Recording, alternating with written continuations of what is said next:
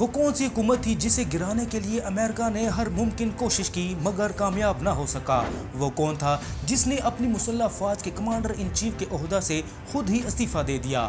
وہ کون تھا جس نے حکومت کی کرپشن اور بدعنوانی کے خلاف آواز اٹھائی؟ وہ کون تھا جس نے امیر باپ کی بیٹی سے شادی کی؟ اور وہ کون تھا جس نے عوام کے ہمدرد امیر لوگوں سے چندہ اکٹھا کیا اور عوام کا محبوب لیڈر بنا؟ اور اسے اس بات کا احساس تھا کہ اگر عوام چاہیں تو وہ تبدیلی لانے کے لیے کسی بھی حد تک جا سکتے ہیں۔ جی ہاں، اس انقلابی لیڈر کا نام ہے فیدل کاسترو۔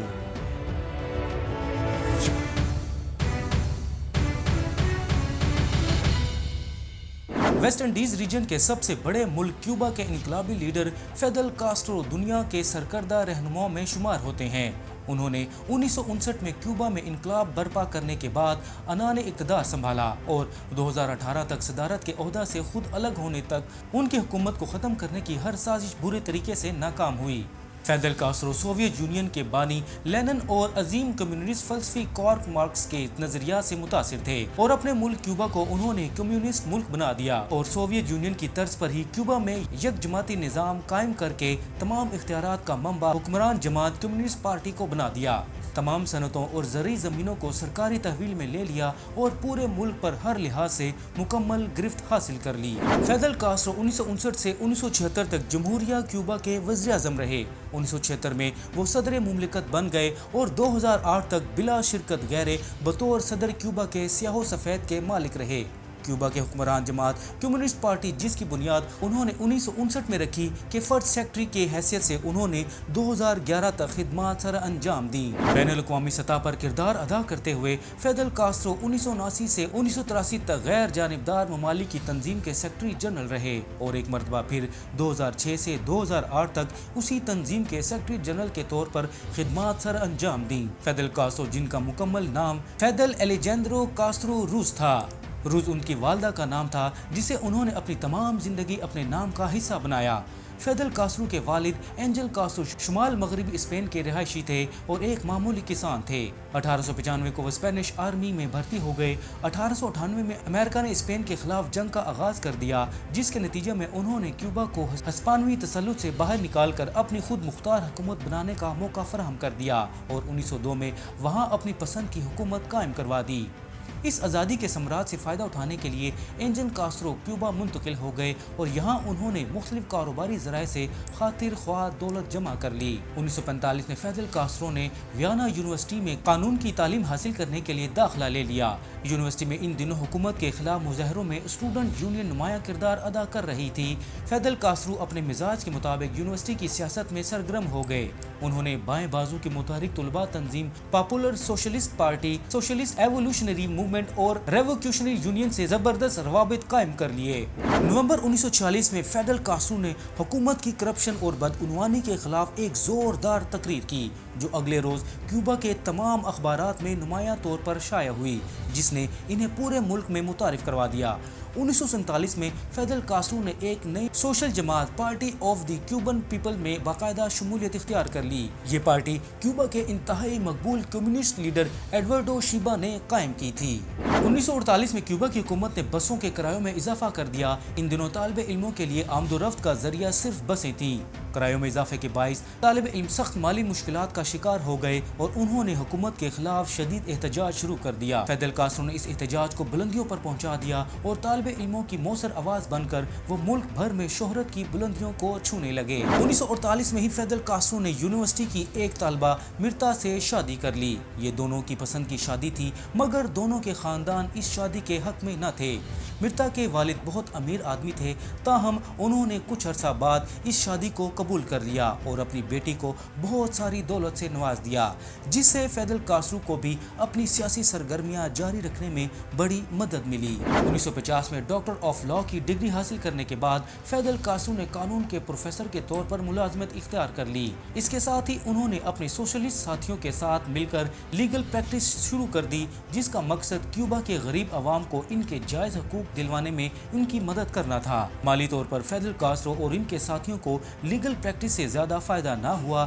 نومبر 1950 میں کیوبا کی وزارت تعلیم نے طلبہ سیاست پر پابندی عائد کر دی۔ जिस पर एहतजाज के दौरान पुलिस और तुलबा के दरमियान 4 घंटे तक लड़ाई हुई, जिसमें बहुत से तालिब इल्म जख्मी हुए। फिडेल कास्ट्रो ने तुलबा का भरपूर साथ दिया, जिस पर फिडेल कास्ट्रो को गिरफ्तार कर लिया गया। इन पर इल्जाम आयद किया गया कि उन्होंने तुलबा को पुलिस पर हमला आवर होने पर उकसाया है। अदालत ने इल्जाम साबित न होने पर इन्हें रिहा कर दिया। 1951 के इंतखाबात में सदारती उम्मीदवार और फिडेल कास्ट्रो के महबूब लीडर शीबा ने इंतखाबी मुहिम के दौरान हुकूमत की नाइंसाफियों के खिलाफ खुद को गोली मार ली। फिडेल कास्ट्रो इस मौके पर मौजूद थे। शीबा अस्पताल पहुंचकर दम तोड़ गए। इस वाकया ने कास्ट्रो को हुकूमत के खिलाफ अपनी जिद्दोजहद मजीद तेज करने पर उकसा दिया। जून 1952 में उन्होंने कांग्रेस की रुकनीत के लिए इलेक्शन लड़ने की ख्वाहिश की, मगर इनके इंतहा पसंदाना ख्यालात के बायस इनकी पार्टी ने इन्हें टिकट जारी न किया। 1952 में ही जनरल बटिस्टा ने एक फौजी बगावत के जरिए हुकूमत पर कब्जा कर लिया। उन्होंने सदारती इलेक्शन मुलतवी कर दिए और खुद को सदर मुमलिकत करार दे दिया। ये सूरत हाल फिडेल कास्ट्रो और उनके साथियों के लिए नाकाबिले कबूल थी। अब उन्होंने जनरल बटिस्टा को इक़्तिदार के ईवानों से बाहर निकालने के लिए जद्दोजहद शुरू कर दी। फिडेल कास्ट्रो ने एक ग्रुप कायम किया जिसका नाम दी मूवमेंट रखा गया और सिविल के अलावा इसका एक मिलिट्री विंग भी कायम कर दिया गया। 26 जुलाई 1953 को फिडेल कास्ट्रो के मिलिट्री विंग के 165 असला बरदार मेंबरान ने क्यूबा के मशहूर शहर सेंटियाज के मिलिट्री गैरिजन जो डोमिनिकाना बैरक्स के नाम से जाना जाता था पर हमला कर दिया। उनका इरादा था कि वो सेंटियाज के रेडियो स्टेशन पर भी कब्जा करेंगे और कामयाबी का ऐलान करेंगे। 165 इनकलाबियों के इस ग्रुप में फिडेल कास्ट्रो के अलावा तमाम अफराद गैर शादीशुदा थे, मगर सिक्योरिटी गार्ड की तरफ से खतरे का अलार्म चला देने के बायस ये हमला नाकाम हो गया। इस हमला में सरकारी फौज के 19 अफराद मारे गए, जबकि कास्ट्रो के साथियों में से 21 अफराद लुकमा अजल बन गए। चंद रोज बाद हुकूमत ने फिडेल कास्ट्रो समेत तमाम बागियों को गिरफ्तार कर लिया। बाद में फिडेल कास्ट्रो के सिवा तमाम बागियों को मौत के घाट उतार दिया गया। फिडेल कास्ट्रो को शक का फायदा दिया गया कि वो हमला में बराह रास्त मुलविस नहीं थे। 21 सितंबर 1953 को फिडेल कास्ट्रो पर मुकदमा चलाया गया, जो 15 अक्टूबर तक मुकम्मल हो गया। फिडेल कास्ट्रो को 15 साल की कैद की सजा सुनाई गई। फिडेल कास्ट्रो ने जेल में भी अपनी तवज्जो सियासी उमूर पर मबजूल रखी और जेल से बाहर अपने साथियों को इनकलाब के लिए तैयार करते रहे।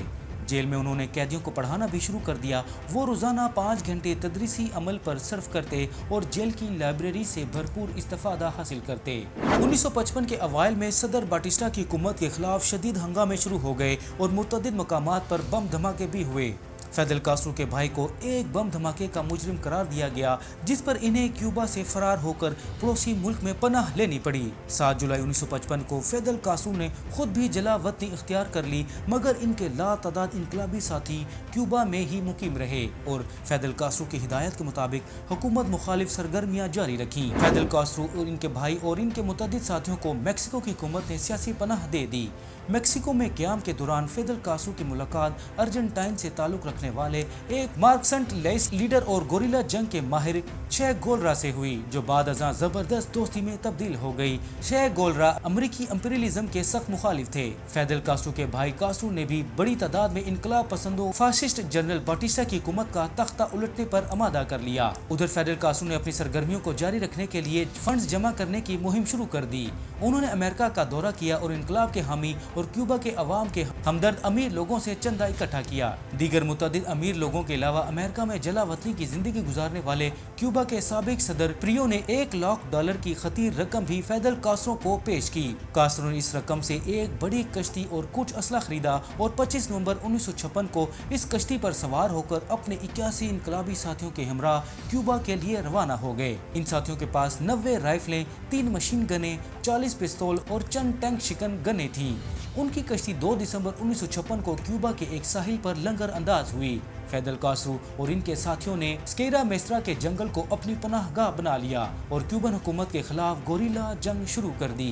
गोरिल्ला कार्रवाइयों ने सदर बाटिस्टा को हवास बख्ता कर दिया और 31 दिसंबर 1958 को बाटिस्टा ने इस्तीफा दे दिया और इक़्तिदार फौज के हवाले करके अपने खानदान और अहम साथियों समेत मुल्क से फरार हो गए। 1 जनवरी 1959 को जनरल बाटिस्टा की हुकूमत के खात्मे की खबर पूरे क्यूबा में फैल गई। 2 जनवरी को शेख गोरीरा की क़यादत में इनकलाबी दस्ते दारुल हुकूमत हवाना में दाखिल हो गए। इस तरह फेडरल कास्ट्रो क्यूबा के स्याह सफ़ेद के मालिक बन गए। 1961 में फेडरल कास्ट्रो ने क्यूबा को सोशलिस्ट मुल्क करार दे दिया।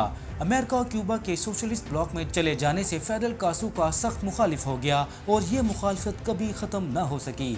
अमेरिका ने फेडरल कास्ट्रो की हुकूमत को गिराने के लिए हर मुमकिन इक़दाम किए, मगर उसे कामयाबी न मिल सकी। 24 फरवरी 2008 को फेडरल कास्ट्रो ने कौमी असम्बली से खिताब करते हुए अपनी सदारत और मुसल्लह अफवाज के कमांडर इन चीफ के ओहदा से मुस्तफ़ा होने का ऐलान कर दिया। इसी रोज़ कौमी असम्बली ने मुतफ़िका तौर पर उनके भाई और तवील जद्दोजहद के बाएतमाद साथी अरवल कास्ट्रो को नया सदर और अफवाज का कमांडर इन चीफ मुंतखब कर लिया। सदारत से अलग होने के बाद फेडरल कास्ट्रो क्यूबा के कसीरुल इशात और कौमी अखबार ग्रामा में बाकायदगी के साथ कॉलम लिखते हैं। 7 अगस्त 2010 को फेडरल कास्ट्रो ने क्यूबा की कौमी असम्बली से खिताब किया। उनकी तकरीर 10 मिनट से ज़्यादा न चल सकी। 19 अप्रैल 2011 को फेडरल कास्ट्रो ने कम्युनिस्ट पार्टी की सेंट्रल कमेटी से भी इस्तीफ़ा दे दिया। इस तरह अमलन व सियासत से भी किनारा कश हो गए। अपनी ज़िंदगी के आखिरी 5 बरस वो मुख्तलिफ बीमारियों से लड़ते हुए बिलाखिर 25 नवंबर 2016 को 90 साल की उम्र में इंतकाल कर गए। नाज़रीन, ये थी फेडरल कास्ट्रो की कहानी। यहाँ देखें 1902 में पैदा होने वाले एक बच्चे ने कैसे अपने वतन ही नहीं बल्कि आलमी सियासत को ही बदल डाला। यहाँ देखें दुनिया का वो वाहिद सियासतदान और साबिक वज़ीर-ए-आज़म जिनकी उम्र अब 100 बरस हो गई है। चैनल को सब्सक्राइब करें क्योंकि हम बहुत मेहनत से आपके लिए तारीख के पन्नों से वो चीज़ें निकाल कर लाते हैं जिन्हें जानना आपके लिए बेहद ज़रूरी है, क्योंकि आप तारीख को नहीं जानेंगे तो ख़ुद को कैसे पहचानेंगे।